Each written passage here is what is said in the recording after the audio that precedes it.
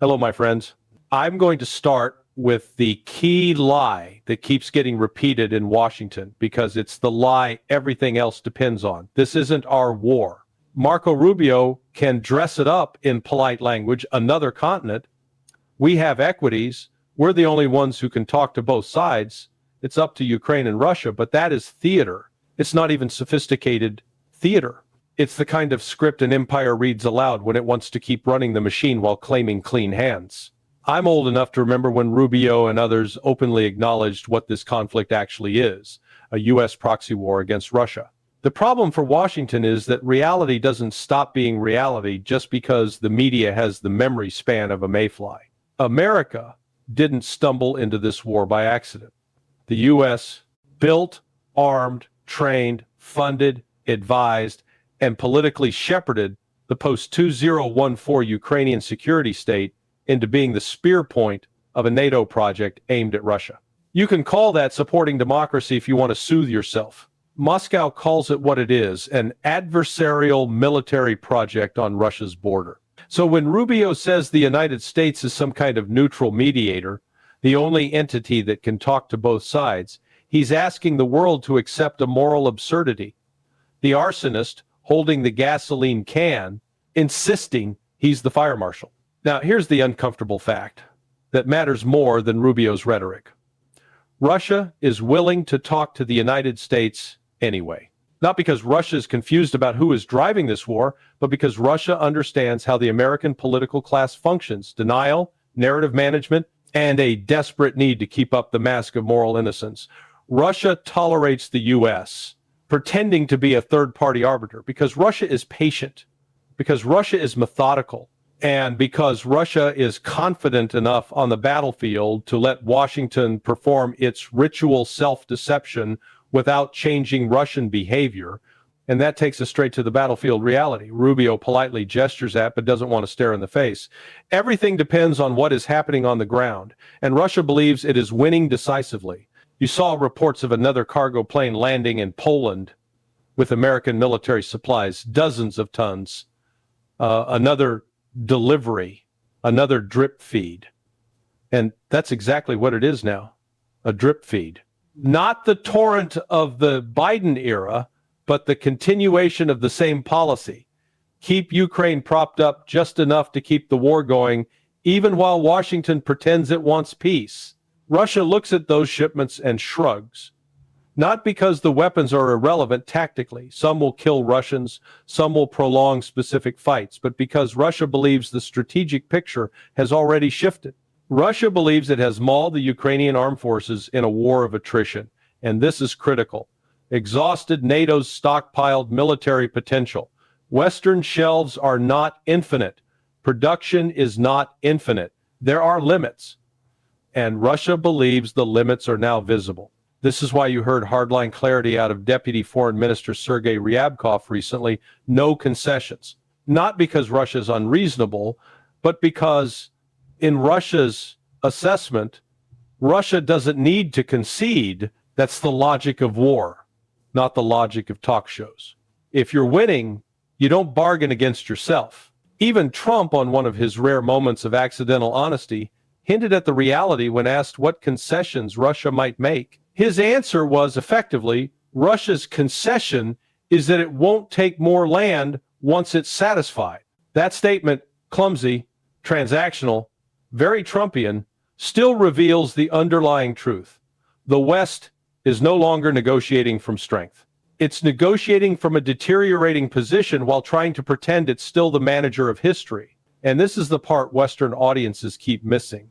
Russia does not view this as a deal to be scribbled on a napkin by political fixers flying around for photo ops. Russia views this as a great power conflict that can only end through binding, formal, methodical statecraft treaties, legal instruments, enforceable agreements. Russia learned in the Cold War what the Americans now seem to have forgotten. Serious adversaries don't end serious confrontations with vibes and handshake optics. They end them with documents, mechanisms, verification, and enforceable terms. Russia also does not trust the United States. It doesn't trust it emotionally, institutionally, or historically, and for good reason. The has a long track record of ripping up agreements when convenient, changing policy when administrations change, and treating commitments as temporary suggestions. So, from Moscow's point of view, the only trust available is the thin trust created by legally binding structures, because the alternative is being tricked, again, into pausing while the other side rearms. That's why Russia keeps saying the negotiations haven't even begun. What the West calls negotiation, Witkoff and Kushner types, jetting around, having chats, floating plans, Moscow sees as pre-negotiation noise. Back-channel conversation is not a peace process. A 28-point plan that reads like an undergraduate brainstorm is not a treaty. It might be talking points that someday could become the start of a process, but it is not the process. And there's a deeper structural problem here that Moscow is increasingly recognizing. The United States may be incapable of negotiating at the level required. Why? Because American diplomacy has rotted into politics and ideology. In Russia, diplomacy is a profession. You train. You rise through a foreign ministry. You master history, law, languages, statecraft. In the United States, the Secretary of State is often a political appointment, someone whose skill set is domestic positioning, donor networks, cable news performance, and faction management. Marco Rubio is not Sergei Lavrov. That's not an insult. It's a category difference, but it's worse than that. The American foreign policy class, the blob, the permanent national security bureaucracy, the think tank ecosystem, the contractor intelligence media loop has been living inside the psychological comfort of the unipolar moment for decades. It is institutionally incapable of behaving like a normal great power among other great powers. It doesn't negotiate, it dictates, it doesn't compromise, it moralizes. It doesn't recognize rival interests, it pathologizes them. That mentality is reinforced by a messianic ideology. We are the good guys, they are the bad guys. Russia is authoritarian, therefore compromise with Russia is evil. This isn't adult statecraft. It's cartoon ethics weaponized into policy. And Europe, at this point, is even worse because Europe has outsourced strategy to Washington while keeping the moral hysteria to itself. So look at the actual political configuration behind the scenes in Washington.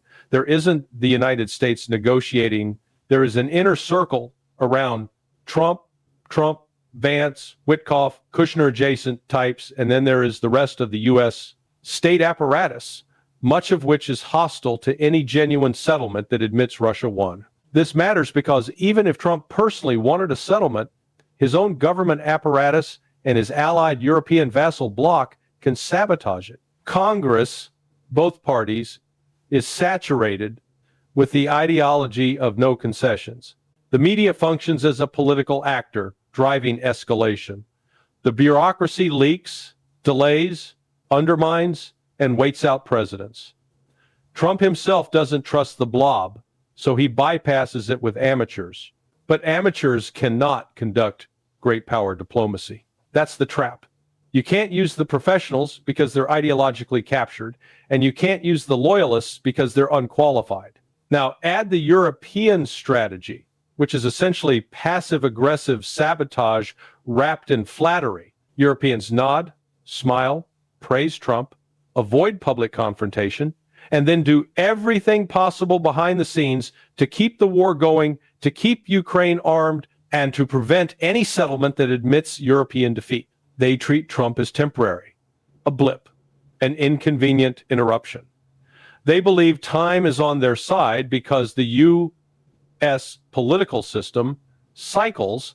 That's why Zelensky can say things like, this U.S. administration doesn't want us in NATO, but leaders leave office and die. The next one may feel differently. That is not just a rude comment. It's a strategic confession. Ukraine's leadership is betting on regime change in Washington.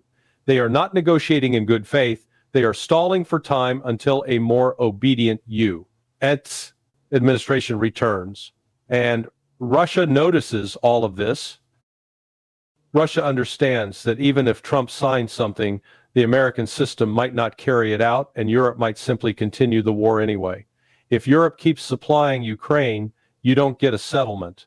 You get a pause, followed by rearmament, followed by renewed fighting, another Minsk-style con, which brings us to the central Russian red line, no ceasefire without a real settlement. The West keeps selling ceasefire as peace. It's not peace. It's a freeze along current lines. It's a pause designed to give Ukraine and Europe time to rearm, force conscript another wave of manpower, rotate units, rebuild logistics, and then restart the war under improved conditions. Russia has seen this movie. Minsk, Minsk II, and the later admissions by Western leaders that Minsk was used to buy time, those admissions didn't just embarrass the West, they destroyed whatever residual trust Moscow might have had. So Russia says no, the battlefield pressure is Russia's only diplomatic leverage. If Russia gives that up, the West will do what it always does, smile, stall, cheat, and escalate later. Historically, this is normal. Wars do not require ceasefires before negotiations. Vietnam didn't pause the war to negotiate. Korea didn't pause the war to negotiate. The Taliban negotiations weren't some clean moral process. Fighting continued. The idea that Russia must stop fighting first so the West can talk is not diplomacy, it's a demand for unilateral Russian disadvantage. So Russia keeps grinding. And as the grinding continues, you're hearing something new from official Russian voices. Talk of surrender. Rubio says there's no surrender in sight. Russian officials are increasingly signaling that surrender is exactly where this is heading, not because they're fantasizing, but because they are shaping expectations. When a Russian ambassador says, we need to talk about the Kyiv regime's surrender, that's not a slip of the tongue, that's messaging. It is Russia telling the West, you don't dictate terms, you face outcomes. Now, will there be an immediate dramatic capitulation in Kiev? Not necessarily. Russia can be patient. Russia's tempo is not Western tempo. Russia's leadership is looking at time horizons the West struggles to tolerate. Russia believes it can win this in the medium term through continued attrition, economic resilience, and the slow collapse of Ukraine's military and political cohesion. And here's the other piece the West doesn't want to admit. Russia has already won a major diplomatic victory globally. The non-Western world largely refused to join the Western economic siege. The isolation campaign failed, trade continued, energy flows rerouted, Russia's economy adapted, domestic political support held, the war of attrition continued. That global context matters because Russia is not fighting only for territory. Russia is fighting for the basic principle that the West does not get to dictate security architecture on Russia's border. And Russia understands that the global South is watching. That is why Russia continues to perform the role of the adult in the room, willing to negotiate, willing to talk, while refusing to accept traps disguised as diplomacy. Now let's talk about Europe's financial panic, because this is where the rot becomes visible even to people who don't follow military maps. Ukraine needs a vast amount of money just to keep the state functioning, tens of billions of euros per year in direct budget support before you even count weapons. The United States is signaling it won't carry that burden indefinitely. So the Europeans, already financially strained, are scrambling, and they're scrambling while still high on their favorite hallucination. Russia will collapse next. The 20th sanctions package will do it. The 21st will do it. The 22nd will do it. This is opium, not analysis. Look at the real collapse candidates. European economies under strain, industrial contraction, debt pressures, political fragmentation, and social blowback. If you insist on strangling cheap energy supply, if you offload industrial competitiveness, if you turn your continent into a war financing appendage of Washington, you don't end up with strategic strength, you end up with austerity, resentment, and decline. So Europe tried the obvious. Seize Russian assets. They froze hundreds of billions, much of it entangled in systems like Euroclear. But freezing is not the same as legally stealing. Sovereign immunity and the rules of the very capitalist order the West claims to defend create a problem. Outright confiscation of sovereign assets without a formal state of war and legal framework is a precedent that detonates trust in Western financial custodianship. Europe tried to siphon interest first. Then that wasn't enough. Then came the clever idea. Use the frozen assets as collateral for a reparations loan. A loan Ukraine would only repay when Russia paid reparations. But reparations are paid by the loser. Russia doesn't expect to lose. So the whole scheme rests on a fantasy. Meanwhile, the blowback risk is enormous. If Europe institutionalizes asset theft, it signals to every non-Western state, especially Gulf monarchies and other major capital holders, that their reserves are hostage to Western political moods. That means less trust in the Euro system, less trust in European financial centers, and accelerated diversification away from Western reserve structures. That's why you saw a pushback from Euroclear leadership, from central bankers, from institutions that understand that winning by looting assets is the kind of victory that burns down your own bank. So the EU pivoted to yet more financial engineering, common budget loans, multi-year packages, rhetorical claims that Ukraine won't have to repay until reparations come. But rhetoric isn't law, and law isn't money, and money isn't infinite. A 90 billion euro package doesn't last as long as politicians pretend, and a lot of it doesn't even go to Ukraine. It services old debts and recycles obligations.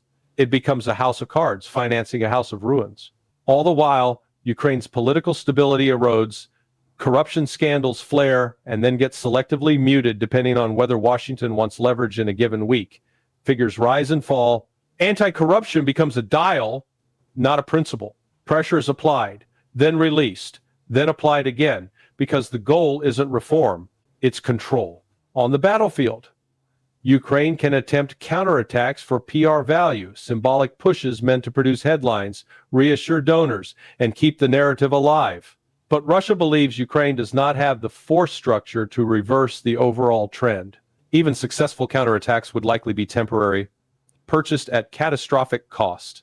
In a war of attrition, wasting manpower on offensive stunts can accelerate collapse. So where does this go? It goes where the West refuses to look, toward a world order shift that Europe is least prepared to handle. Russia has reasserted itself as a great power that cannot be dismissed. Demographics matter. Yes, Russia has fewer people than the US, and the US has fewer than China. Resources and geography bring both advantages and burdens. But the strategic point remains. Russia is not the fragile, collapsing caricature Western propaganda sold to European publics. Russia is proving it can absorb pressure, reroute trade, mobilize industry, and sustain a long war under sanctions. Europe, meanwhile, is facing the reality that it is not a great power. It is a cluster of states with economic weight but limited strategic autonomy, still psychologically addicted to the American security umbrella and therefore dragged into American projects that damage Europe's own long-term interests. And the internal European reaction, censorship, silencing dissent, sanctioning voices that challenge the war narrative, reveals desperation, not confidence. When regimes are winning and secure, they tolerate debate. When they're losing and insecure, they criminalize alternative narratives under the banner of security. That's what you're watching. Now, if you want the cold summary, the steel conclusion, here it is. The United States and NATO cannot easily stop this war because stopping it would require admitting what it is and accepting an outcome they define as defeat. Russia does not need to hurry because time, attrition, and Western fragmentation favor Russia's strategy. And Ukraine, tragically, is the one actor with the least agency. Its decisions are constrained by financiers, arms suppliers, and external political handlers, meaning it is asked to bleed for strategies designed elsewhere. That's why the West keeps circling ceasefires and plans and frameworks that never become real treaties. They are not designed to end the conflict on realistic terms. They are designed to manage optics while sustaining the war. And Russia, seeing that reality more clearly with each month, will continue to prosecute the war in the way it believes actually ends wars, not by hoping the other side discovers maturity, but by reaching the point where the other side has no choice left. Hope is not a strategy. For the West, hope has replaced strategy. For Russia, strategy has replaced hope. And that difference, more than any press conference, shipment, summit, or plan, is why this war is moving toward an end on Russian terms, not Western talking points. And this is the ending the West refuses to say out loud, but history is already writing for it. This war is no longer Ukraine versus Russia. It is a system, a machine, and that machine survives on crisis. The United States and NATO cannot stop this war cleanly, because stopping it cleanly would require a confession that the war was never about democracy, never about sovereignty, never about international law. It would require admitting that what has been happening since 2014 was a managed proxy conflict designed to weaken a rival power, expand influence, and preserve a collapsing hierarchy. Empires can retreat. They cannot admit error without breaking the spell that holds them together. NATO, at its core, is not simply a military alliance. It is an ecosystem: budgets, contracts, careers, think tanks, media narratives, intelligence pipelines, defense industries, and political relevance. It feeds on instability. When there is no enemy, it must invent one. When there is no crisis, it must magnify one. A real peace, on realistic terms, would suffocate the system itself. So peace becomes performative, conditional, endlessly deferred. That is why every Western peace plan follows the same pattern. First, a ceasefire. Then, vague promises of negotiations later. And hidden inside that sequence is a truth everyone understands but pretends not to see. A ceasefire is not peace. It is a pause to rearm, to reconscribe, to resupply, to reset the battlefield before the next round. Russia has seen this movie before. Minsk was not misunderstood. It was admitted openly to have been a deception. Once a trick is exposed, it dies. You cannot sell the same illusion a fourth time. This is why Russia does not hurry. Not because Russia loves war, but because Russia understands how wars like this actually end. They do not end with clever frameworks or moral language. They end when one side can no longer deny material reality. Russia does not need to win the narrative cycle. It needs to win the structure: industrial capacity, manpower, sustainability, economic resilience, and time. Ukraine, meanwhile, occupies the most tragic position of all. It is described as sovereign, but it is the only actor in this war without real decision-making power. The most important questions of its survival, money, weapons, air defense, manpower, thresholds, negotiating authority, are not answered in Kyiv. They are answered in Washington, Brussels, London, and Berlin. Ukraine is asked to demonstrate resilience while being transformed into a long-term liability ledger for Europe and a consumable buffer for NATO. And the longer this war continues, the less agency Ukraine retains. Not just territory and population are lost, but political autonomy itself. A state that exists on life support does not choose its future, it rents it. The language of Ukraine's choice increasingly resembles the language of a debtor facing a creditor. You may sign, but you do not rewrite the terms. This is why the idea of the United States as an honest broker collapses under even minimal scrutiny. Washington is simultaneously the sponsor of the war, the manager of escalation, and the self-appointed mediator.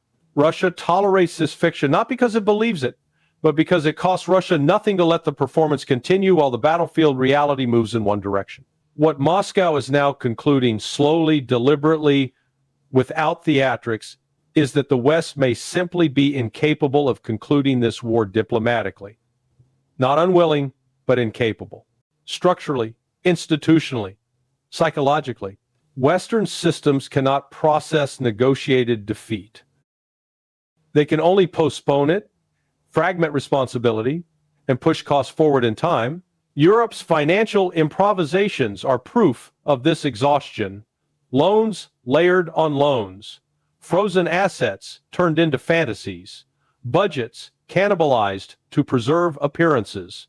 What is being sold as support increasingly resembles a controlled demolition of Europe's own economic future. And yet the machinery rolls on because stopping it would require leaders to say the forbidden sentence, "This cannot be won." In wars like this, the final verdict does not come from summits or speeches. It comes from arithmetic, from stockpiles, production rates, debt curves, manpower replacement, and political tolerance for loss. The battlefield is history's most unforgiving referendum. It does not care about slogans. The ending, when it comes, will not be elegant. It will not be framed as a great deal. It will be an admission, quiet, reluctant, and ugly, that the West could not break Russia through proxies, that Europe impoverished itself for an illusion of relevance, and that Ukraine was consumed by a conflict it did not control.